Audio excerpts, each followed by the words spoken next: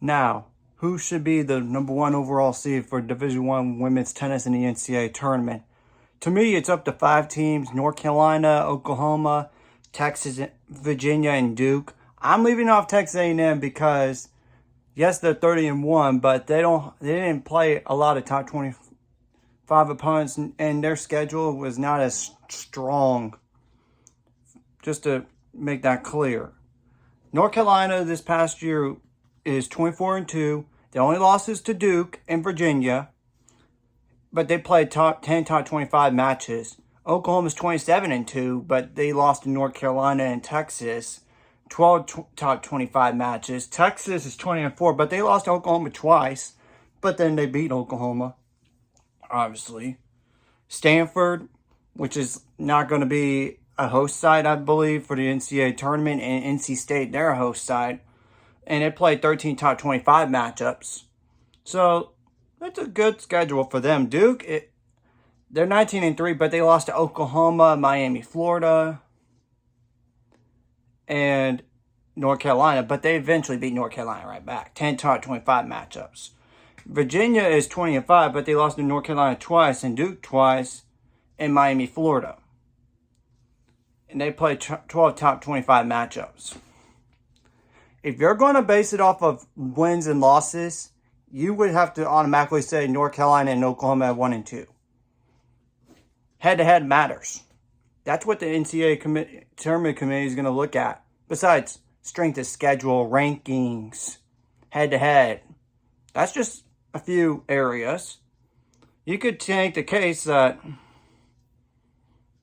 those two teams should be the top 2.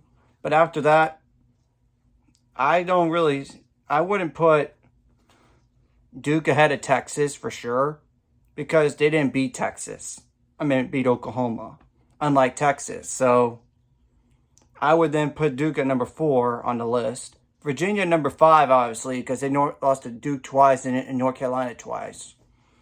So that's obvious. They're going to be the 5th team, in my opinion. I think they should be the 5th, despite A&M having 1 loss. But the thing is, strength of schedule matters. I mean, now it comes to debate of, do you want to reward Texas for playing a harder schedule, but have 1 more extra loss than Duke? But Duke lost to Oklahoma just once. So, I can't really make a lot of arguments on this. You would say, if you're going to base it off of losses and strength of schedule, number of losses and strength of schedule, you would automatically have to put Oklahoma 1 and North Carolina 2 because of the strength of schedule. But you could also make the argument of vice versa because the head-to-head matters.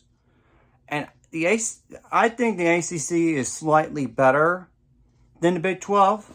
Not to say the Big 12 is bad, because they're not. 7 NCAA tournament teams, but ACC is a little more top-heavy. I mean, you got Miami, Florida, Virginia, Duke, North Carolina. I mean, even Wake Forest as a top 25 team.